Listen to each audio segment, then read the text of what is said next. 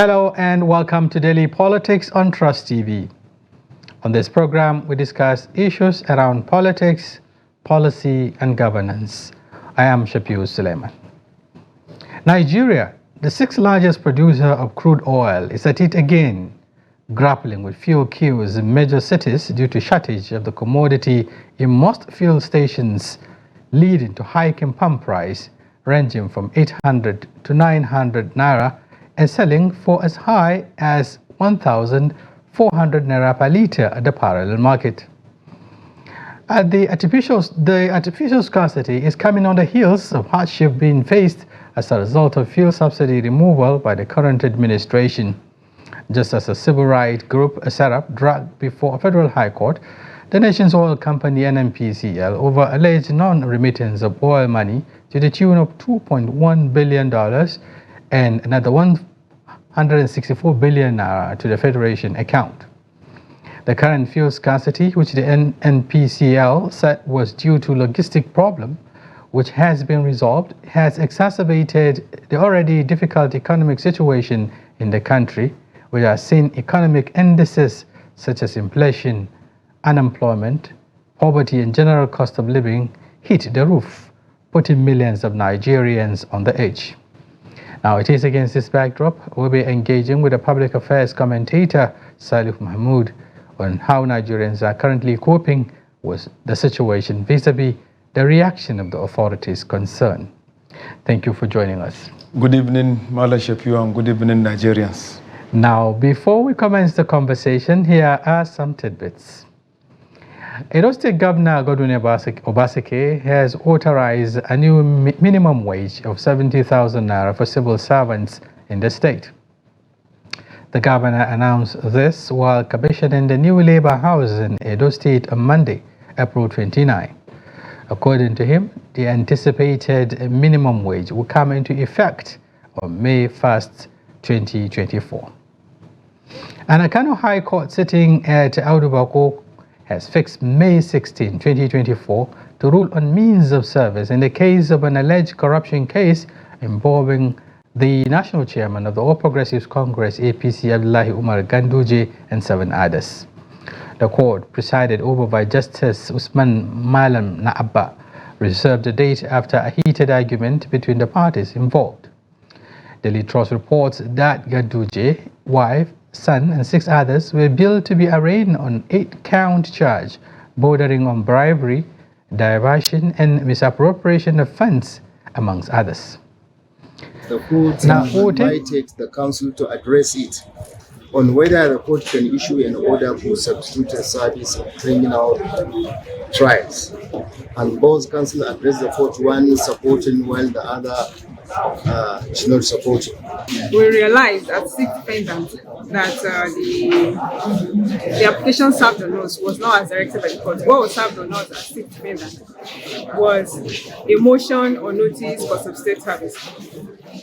So now the argument was taken in court today as to the propriety or otherwise of service of a charge on defendant by substitute means. That's a clip from the proceedings today at the court in Kano. Now, we'll take a short break, and then when we return, our conversation commences. Stay with us. Thank you very much for staying with us on Daily Politics. And our talking point today is, of course, fuel scarcity and the missing oil money. But before we start, let's take this report first.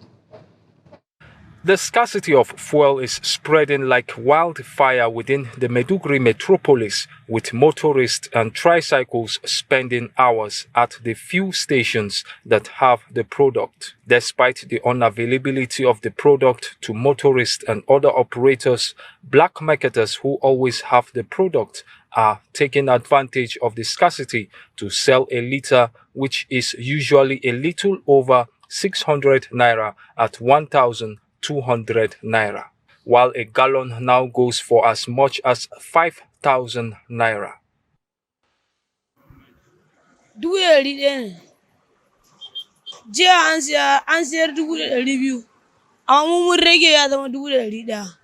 A litre of fuel cost 1,100 naira, but yesterday we sold it at 1,200 naira, and people still patronize us. As for a gallon, we sell it at 5,000 naira. Da muna sayarwa lita 720. Before now, we sold a liter at 750 naira, but we don't know why the price shot up. As at now, we buy at the rate of 950 naira in some filling stations. Although customers are complaining of the price increase, we are still being patronized because the filling stations don't have fuel. Fasinja da kake ga da roƙon Allah da komai suke fita unguwa 150 ma ba sa iya biya. Yan acaɓan ma rabi da kwata sun faka mashinansu. Dole a dinga shan wahalan mashin. Passengers are not agreeing to pay the 200 naira we charge, so more than half of the riders have parked their tricycles because of the hike in the price of fuel. Government should do something about it. Yeah, most of the filling stations in this town doesn't have fuel. Some have, but do sell it at a high rate. Most especially, they do sell it for us at 1,000 naira per liter. And it is in this critical condition of the situation of the country, it is very hard for us to increase the price of our transportation. The situation has affected intra-city shuttles as transportation fares have accordingly been jacked up. Some residents who said a drop now cost 200 naira are calling on the government to take immediate action to address the situation. Honestly speaking, I paid 250 naira from 1,000 to post office. I have to bargain. You know how the country is. At least they should subsidize. At least there should be a subsidy in that petrol aspect that they removed, and that is affecting the masses. At least the masses can benefit directly from it, especially when it comes to transport. And that is it. Or maybe bring another alternative way of transport, just the way the state government have did. So the federal government can also play their part by providing mass transit for masses. There are unverified reports that the fuel scarcity may last for 2 weeks, leaving many residents praying that the shortage be addressed soon so they won't be exposed to further sufferings. Bitrus Kuruti, Trust TV News, Maiduguri. Now, that was a situation report from Maiduguri, the Borno State capital.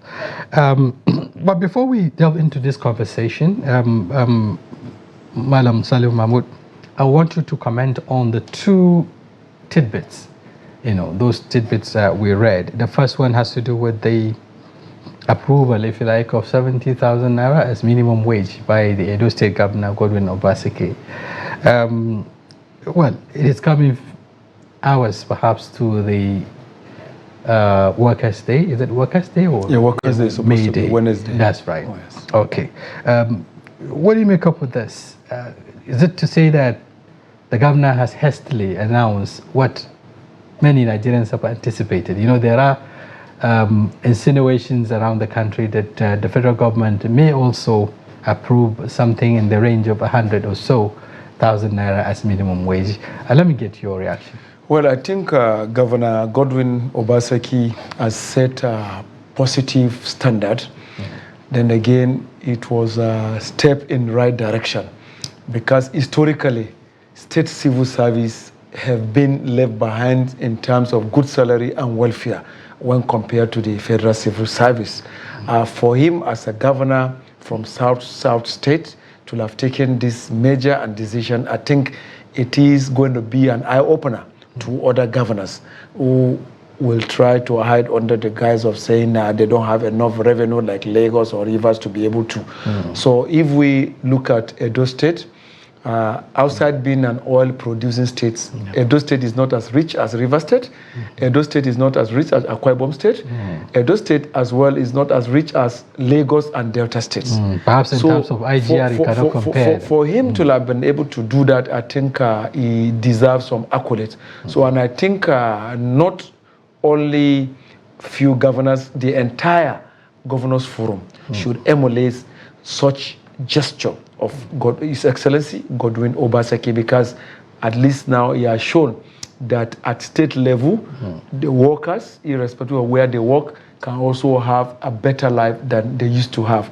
At least with the high cost of foodstuffs, high cost of everything in the country, essential commodity and also others, the state workers were able to smile, and their families will also have some improvements in terms of other things they need. Okay, but it is coming at a time a number of states could not even pay, or rather cannot pay, even the 30,000 naira minimum wage or so. There has been a running battle getting some of the states to even pay, as it were, the 30,000 naira minimum wage that is in existence. So talk less of paying, as high as 70,000 naira as minimum wage. Well, you talked about the fact that Edo is an oil-producing state. Perhaps it has a 13% derivation and all of that. But do you see, other states taking this route, perhaps not waiting for the federal government to announce? And then him announcing 70,000, some would say perhaps he must have, put the cart before the horse, not waiting for the federal government to set a benchmark or so. Well, when you observe other states, even though some of them give reasons for their inability to be able to do that, because some bank on maybe inequality at the part of allocation and subvention. For example, the allocation that goes to Rivers, Akwa Ibom, Lagos, and some other states differs from that of Zamfara and other states. So some might say because of that, it might be so difficult. But if at all they are desirous towards achieving that, they can do that. When Nigeria as a country was surviving without oil revenue, we were better than now. We remember the time of premiership, where even though it was regional government, it was through cocoa, coal, pyramid, and also of other things. So if they harness other resources, they can be able to pay, except if they want to be hypocritical. And the easiest way for them to sustain, if they of course want to pay, is by reducing cost of governance. Most of these monies they use by chartering private jets. Most of these monies they use in traveling, sometimes. Okay, look at, for example, now some of our northern governors went as far as United States of America for security summit. For peace. When you are talking about security, it is all about secrecy and what have you. Then you are now going to discuss your intelligence matters before another country, which is very shameful. So I think if... Even though some would say perhaps there is need for them to also engage technical partners. We thank God people like former Jigawa State Governor Sule Lamido are criticizing it already, even put up a write-up on that. And again, part of the security vote that they sometimes mismanage, they can also take part of that, add up to it, even if the minimum wage in some states isn't going to be up to 70,000, at least they can reach a leverage of 50 to 60,000. But it shouldn't be anything below 50,000 for even states as poor as Zamfara, Jigawa, others. Even Zamfara is relative. Just talking about the poorest nature of Zamfara, for instance, perhaps it's just, some will say it's not a coincidence, because looking at the endowments, it's a very rich state when it comes to mineral resources. Underutilized mineral resources. Again, it's a state that has potential in terms of agriculture and all. But then leveraging all of this, to salvage the state, perhaps has been the issue. Okay, you've talked about, various ways they can be able to galvanize resources to pay IMO, whatever benchmark. Let me even give them another idea. For instance, they are a residual creation. Number plate today, Lagos State has number plate production plant. Rather than instead of relying on road safety production, they are now independent of that. So if most of the northern states want idea, or other states in the south and what have you, let them institute what they call production plants. That number plate revenue can pay more than 20 ministries in their state. If they don't know, they should take that. Today, Lagos State produces its own number plate, and the huge billions they derive annually is something. because yeah, even though the vehicular volume, if you like, the movement, the volume of vehicles, may deeper. Some. Well, I don't agree in that way, Alhaji Shafiu, because let me give you an example of Jigawa. Jigawa has towns like Hadejia, Ringim, Kazaure, and host of others, isn't it? These are towns that have had name right from time, and the influx of people going to Katsina, going to other parts. If a state like Katsina and Jigawa today institute a production plan, in fact, the revenue they will get will be mad because people rush, go and come. Yeah. So it is not a must that you say the influx that it must be like Lagos. The fact but that they have also that, a gateway, that is to it. Other states. So I think it's another good idea they should borrow from. All right. Let's take a look at the second tidbit. It has to do with the lingering, court case in Kano. In respect of, or rather involving the national chairman of the APC, Abdullahi Umar Ganduje. The court has set aside a date for ruling on, ways and means of servicing, reaching out to him in terms of servicing him with the court summon and all of that. This is almost the third time I think the court is sitting, and yet the arraignment hasn't taken place. Why do you think this is happening? You see, in issues of trials of maybe predecessors, we've had situation in some states in Nigeria where even white papers issued did not serve any purpose. I see this as a misplaced priority. With due respect to His Excellency Governor Abba Yusuf, you see, I'm a realist. When it is time to put record straight, I do it. This is not what the common people in Madobi, in Dakatsale, in Dambata, in Bichi, in Ganduje, in Janguza, or even Yakasei or other parts of Kano needs. What the common people are talking about now is how to get social security, how to get food into their mouth and feed their family, then other infrastructures like road network, hospitals, healthcare, and what have you. This political judgment, sometimes they delay the process of governance. So I think in my own fervent advice, realistic advice to His Excellency, yes, agreed that they saw it on footage that he was putting some foreign currency in his pocket and what have you. Well, that remains an allegation. What I'm trying to say now, yes, no matter how decent that trial is going to be, some people will see it as political. Well, it's before the court. I don't want us to sound, subjudice. But then the point is, looking at also the allegation, this is allegation around, diversion of public funds, around misappropriation and so on. Some would say, it's also within the purview of, the authorities concerned with the state to investigate, or probe such allegations and what have you. We are in a democracy and everyone is equal before the law. Even the monies you will use in hiring lawyers that will stand in for state government is something. That amount alone can feed some pupils in primary schools and even pay scholarship for some people. That is why, even though it is before the court, sometimes the judiciary also normally judge cases according to national interest. Just the way some cases went at the Supreme Court about the governors and also of others. So my holistic advice is that the tax ahead of the body of benchers or the juries that will determine this case should go by what will not undermine the security and interest of Kano State. Because today, NNPP and APC in Kano State, all of them have their talks and what have you.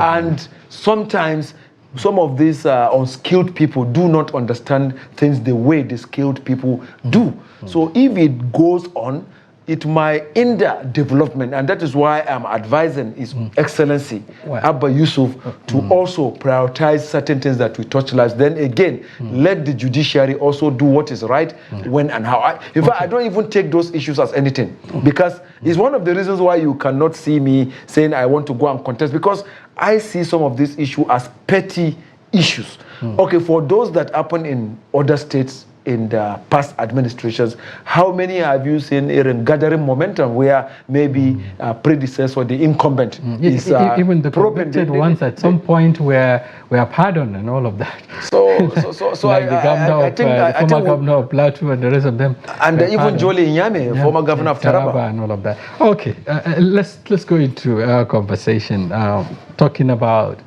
the fuel scarcity. Let me get your. I'm sure you have your first-hand experience. What was it like, going to buy fuel, in the last couple of days?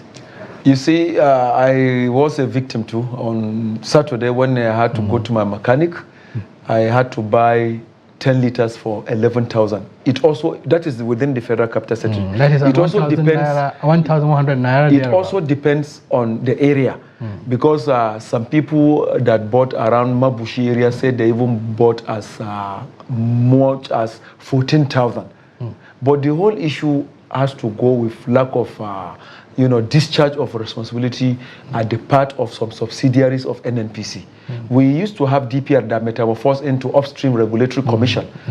Where are their agents? They used to have a kind of task force made up of the army, police, and even the former DPR that is now Upstream Regulatory Commission. I think this Upstream Regulatory should now form team with the police as well as the military, DSS and others. Let them go around filling stations, and at the place of discharge, if any filling station had the PMS and other products and they are refusing to sell, they know what to do. They should find them. But in most of the filling stations are independently monitored as a good Samaritan. I can't find any one of them. I was even asking a member of the Department of State Services. He said nobody has come to our command or national headquarters to look for our support in order to go and monitor, or who spoke to me on condition of anonymity. Yeah, but even before we get to where we are, some fundamental questions need to be asked. For instance, I'm sure we are among Nigerians that never expected to see the resurgence of fuel scarcity, for instance, after the removal of subsidy by the administration. Even before the removal of subsidy, the unbundling of the oil sector, generally, was meant to guarantee efficiency, was meant to guarantee availability and all of that. You are talking about the unbundling of some of the agencies, the regulators. Absolutely. In the industry. But today, in spite of all of that, Nigerians are still grappling with fuel queues, buying fuel at an exorbitant rate. At the parallel market, I have a personal experience. I bought a liter at 1,400 naira, for instance. So, what do you expect, from something around 290 thereabout, left by the previous administration? Yes. Now we are talking about almost 1,500 naira a liter. Absolutely. So, what does this mean in terms of, the fact that petrol revolves around everything that has to do with this economy, transportation, commodity, transportation, movement of goods and services and all of that revolves around this. What impact do you think it is making on the general cost of living in Nigeria? Negative impact, because it has made a lot of things to be difficult, because even movement from here and there, the transporters have increased their monies. Then you are also driving your private car. But the politics of it is between the two major lead players. We have the MAMWAN, Major Oil Marketers Association of Nigeria. We have IPMA, Independent Petroleum Marketers of Nigeria. Today, they determine the market price. Even with the Dangote refinery, with the rumor we are hearing that they have refined some petroleum products, but the politics in the oil industry has made their refined products not to get to the point of sale. Whether that is true or not, I think NNPC need to make some explanation to. And don't forget the fact also that NNPC is now NNPC Limited. 60% ownership by the government and 40% ownership between IPMAN, MAMWAN and others. The issues are, it is when NNPC as the major oil company in Nigeria live up to expectation by, telling them what is right and when. For example, if an independent marketer, for example, is feeling because they want to reduce pump price to 500 naira and saying, I cannot sell the product I already bought costly. NNPC knows what to do through the upstream regulatory, agency. So the issues I'm saying, these are artificial creation. I even heard that most of the fuel men for other parts of the country have been diverted to Federal Capital Territory because the president is there, NNPC headquarters there, so that armor of fine will not fall on them. But does that stop black marketers, to roam around in front of the NNPCL company, with jerry cans, having a brisk business? Let me even tell you the most frustrating part of it. You find out that you go to some filling stations. They will say, we are selling for so hours after closing. Midnight, you see jerry cans by black marketers loaded in golf cars and other pickups coming to load and going.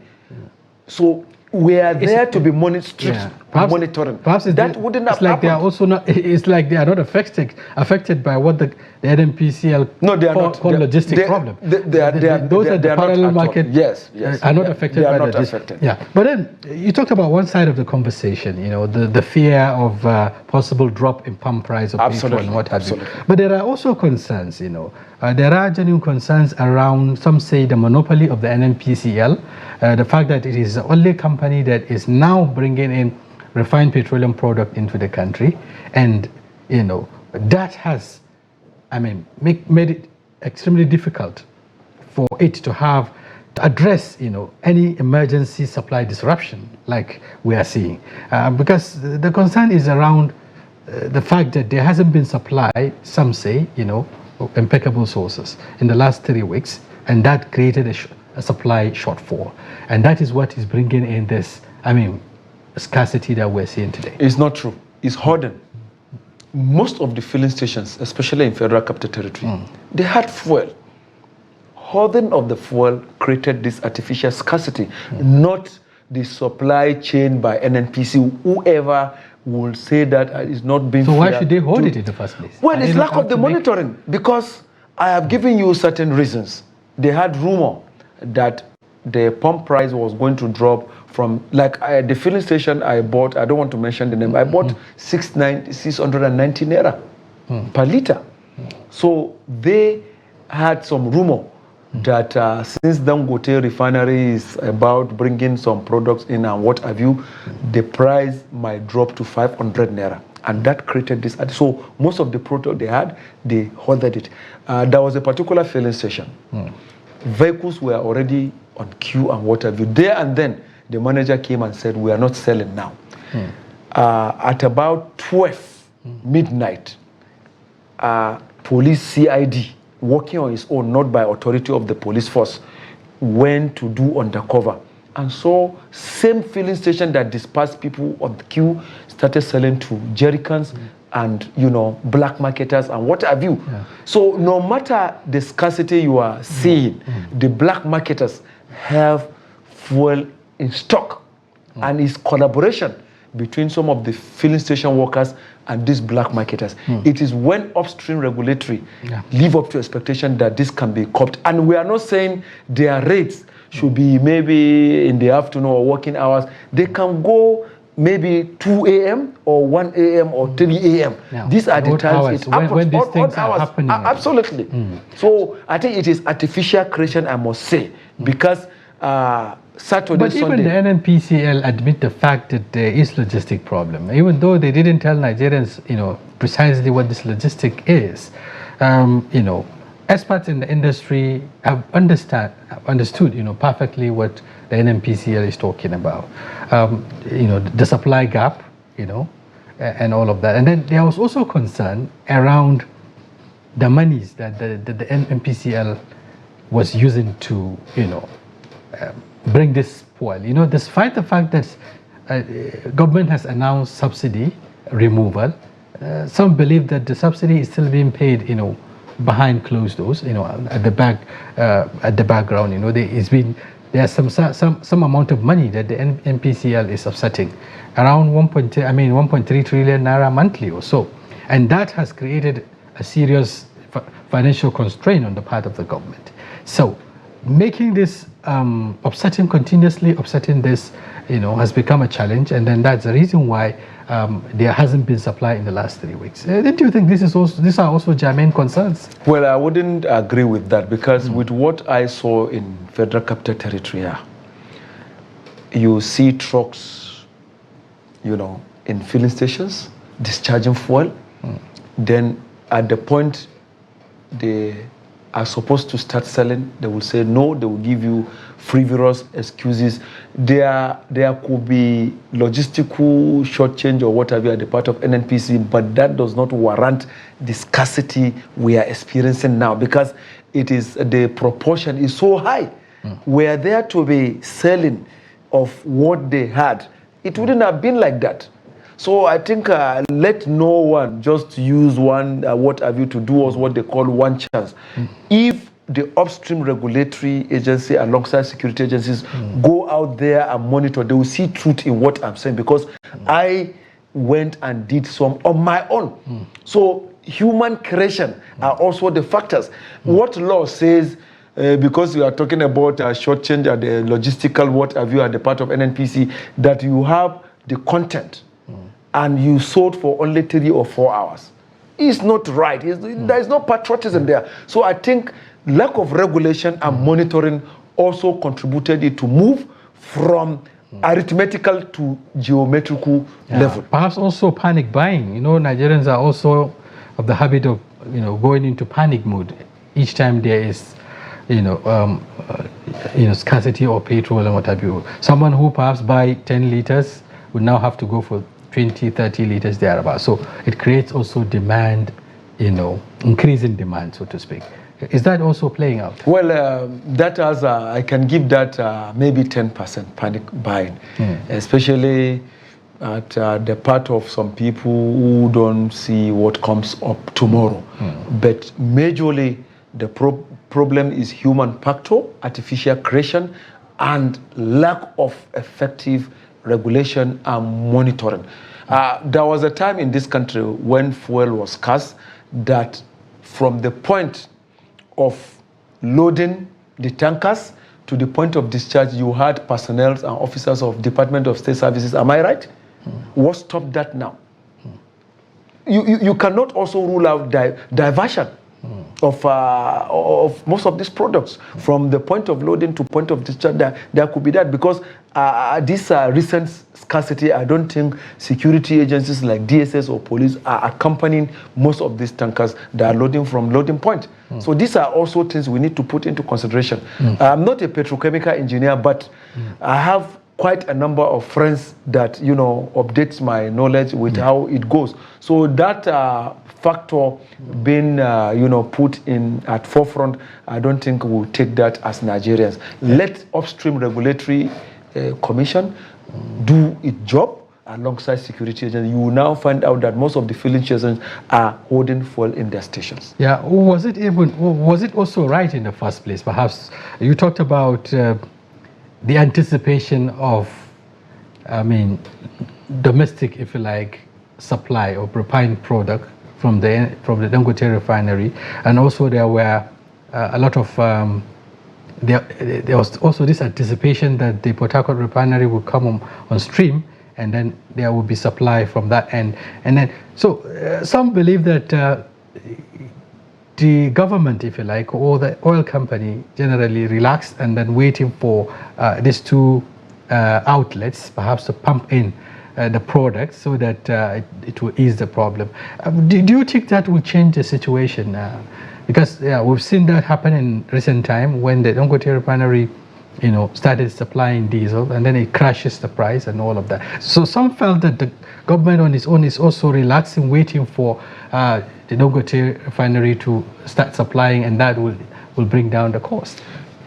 When Dangote refinery puts its products into public consumption space, automatically the price of PMS will come, the pump price will come down, as well as that of Port Harcourt refinery. And that is the fear that is making some of these marketers to sabotage these efforts. They don't want it.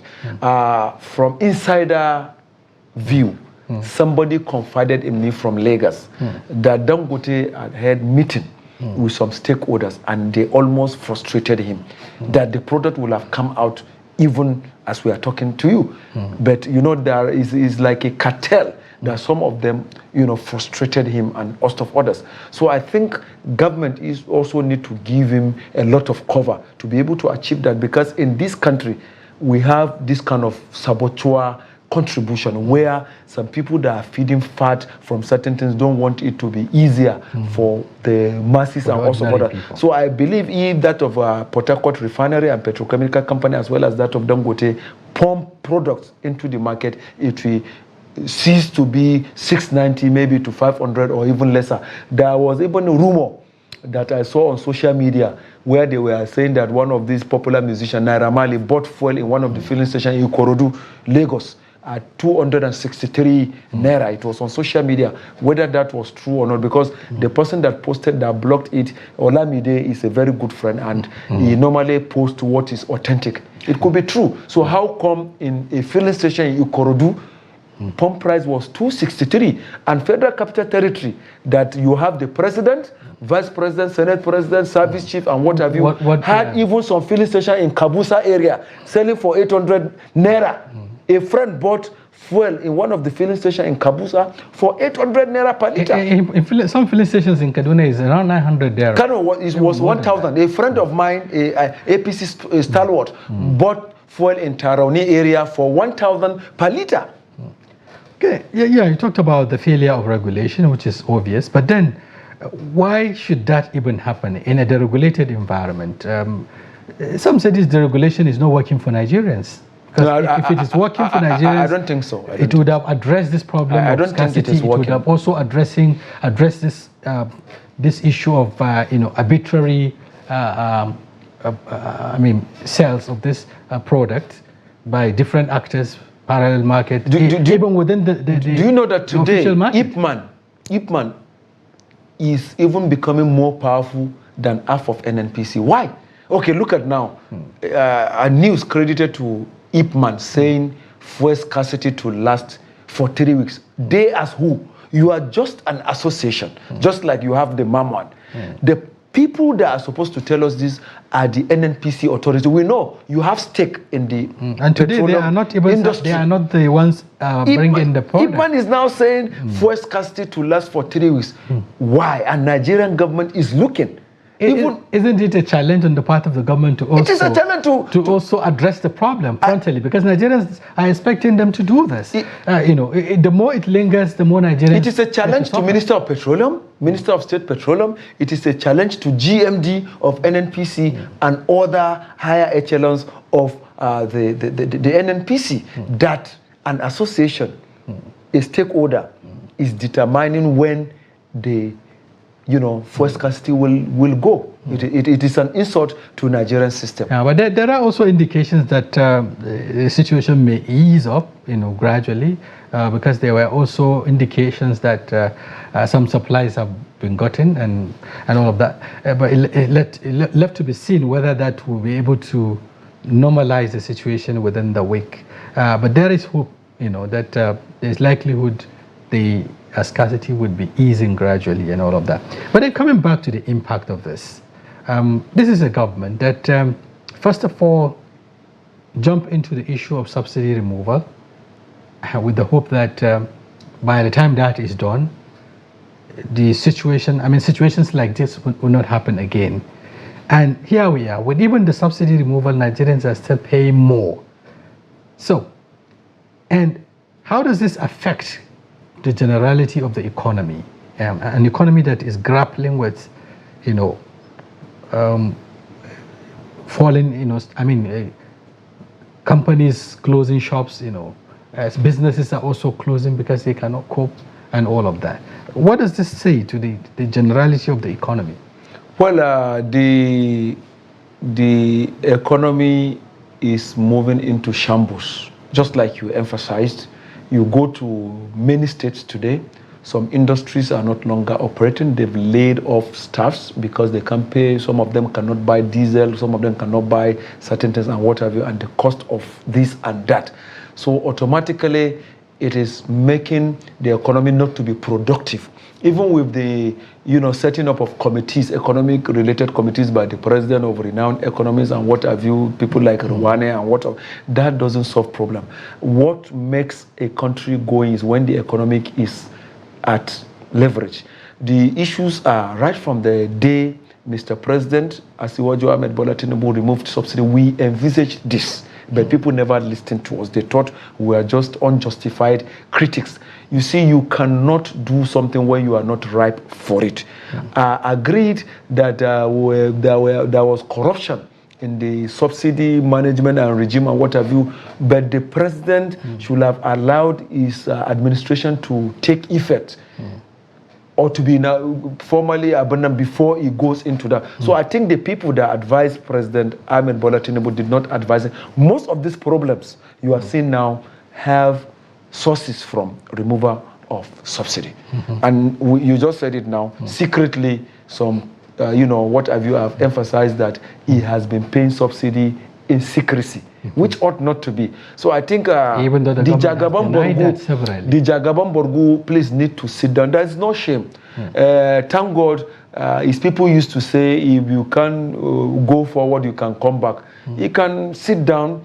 Maybe he can go back to openly paying it, so that these things that have gone up, how the economy is no longer moving well, can take shape and we see ourselves where we are. Because if you want to say certain things without your manufacturing and export level going beyond consumption, you cannot have it right, because we are a consuming nation.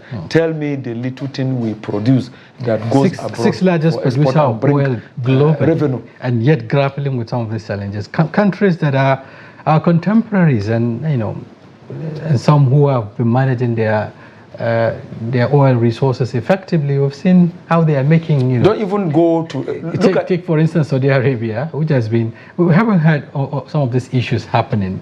The company, the oil company for the Saudi Arabia country is, making huge profits. Recently, I read about trillions of dollars. This company was making out of as profit. And yet we haven't seen, the citizens of that country going into the kind of hardship we're facing here. Even though many have said, the presence of oil resources in Nigeria was more of, a cost than a blessing to Nigeria. Even Gabon here, that is an African country, they are also oil-producing country. They are not suffering the way we are suffering here. During the administration of General Sani Abacha, because of the oil boom and what have you, we even had to go and start bringing up the oil discovery in Sao Tome and Principe. Don't forget, we used to have Sao Tome and Principe Nigerian Joint Commission and what have you. So that is to tell you, we don't know. I think all goes down to corruption. Corruption and mismanagement. Because a lot of groups have been alleging corruption at the part of management of our oil resources. Air was a country where some presidents had sway as ministers of petroleum. It still holds sway. I think even the current president is still minister. So look at that. The minister of petroleum is also the president and commander-in-chief. I appoint minister of state for it. So automatically, whatever supervision, he delegates it to who? The minister of state. Then in turn, all the meetings, deliberations, it is when it is necessary and that urgent. The minister of state does it on behalf of, even during Silva, as a Minister of State for Petroleum, he held most of the meetings on behalf of the Minister of Petroleum, former President Muhammadu Buhari. This ought not to be. So I think they need to restructure. Even though NNPC is now limited, we still have 60%, which is the major share, and what have you. Then that sector needed to be restructured for efficiency. Okay, what restructuring are we talking about? We've had the unbundling and all of that. It was meant for efficiency. There was the Petroleum Industry Act now in place, and all of that were made to bring about efficiency and productivity of the sector, but we're still where we are. Is this corruption going to give way anytime soon? Because you just talked about, I mean, the president being the Minister of Petroleum and all of that. And then what happens to the issue of accountability? Take, for instance, the excuse given by the NNPCL. Okay? Just may saying that we have a logistic problem and it has been solved, and that's all. And Nigerians are in anguish. Nigerians are in jeopardy. Nigerians are suffering. They cannot move from point A to point B, and there's no accountability. Is it the way we should, I mean, the way we should continue? So I think there should be forensic auditing of NNPC and its subsidiaries. We've been calling for that over time. With due respect to people managing NNPC Limited now, there should be that forensic auditing. Because sometimes if there is no accountability, it is very difficult to fight corruption. Let me give you an example. Even the crude oil lifting by some major oil companies and some foreign countries in Nigerian maritime waters. There is this intelligence report that says the measurement, what have you, machine you are supposed to use to know the real amount of crude being taken away is not there. It's not working. Then even after lifting from point A to B, they're supposed to be checking by Nigerian Navy, custom, that all these standards are being compromised. So this is to tell you how worst the corruption in that sector has gone. Talking about auditing, you know, it is in line with the auditing report that, you know, a civil rights group, the SERAP, you know, Civil Right Accountability Project and so on, SERAP, you know, dragged the NNPCL to court, asking it to account for 2.1 billion dollars, and some billions of naira that was said to have been missing. Do you think this will change? And then there hasn't been reaction, so to speak. I haven't seen, I don't know if you saw one from the NNPCL concerning this allegation. So I think groups like SERAP are seen as the usual antagonistic group by some government agencies, because this is not the first time that government put deaf ears to whatever agitation or advocacy SERAP is making, from local government to state and federal government. I don't see any difference of NNPC responding to it, because they will sit down and say, they have come again, this and that. So it is good they are making this call. It's good for the country. I don't see a positive response to their demands. But why are other Nigerians not taking up the challenge? If SERAP, for instance, is asking a fundamental question, account for this money. It is Nigerian taxpayers' money, isn't it? Why is it that other civil society groups are not joining in this fight? And why are Nigerians not taking interest in some of this, public resources that we're talking about? The cost of gari, rice, millet, and other things is enough for Nigerians to neglect any joining of any civil society organization to fight government on maybe corruption here and there. Somebody wakes up, is thinking about school fees of children, house rent, feeding, transportation, and what have you. Then mind you, we don't have social security for citizens in this country. So the psychological, the mindset has moved beyond saying, let us do this, Ghanaians and what have you. So a lot of Nigerians are faced with poverty, that they don't have challenges, majorly poverty, that they don't have time for this. That is why you see sometimes some pro-government protests. Like today, a shameful thing happened at EFCC headquarters, where there were pro-EFCC protesters and pro-Yaya Bello protesters. Those that went to protest in support of EFCC were allowed to do it successfully, but those pro-Yaya, the Kogi state government that is being tried by prostituted, even though he hasn't been brought up yet, the combined armed detectives of EFCC pursued them. Yeah, even though we're in a democracy that everybody has a right that is to demonstrate, to assemble and protest. Yeah, but then you also talk about Nigerians and the fact that poverty is also a serious challenge. Why should, for instance, people, group and come in defense, if you like, of alleged somebody being alleged? That is effect of poverty. Okay. Yes. Quite unfortunate. Thank you very much, Comrade Salihu Mahmood, for talking to us on Daily Politics. Really appreciate your perspectives, and we hope to have you some other time. Thank you very much. And viewers, that's a wrap on today's package. We sincerely hope you found the conversation engaging and informative. Be sure to join Daily Politics Live, airing every weekday and on Friday, where we open the telephone lines for you to comment on national issues. There are also plans to make this more conversational. We expand, the audience participation by engaging also on daily basis to get a feedback on topical national issues. On behalf of the technical crew, I'm Shapiu Suleiman. Many thanks for staying with us.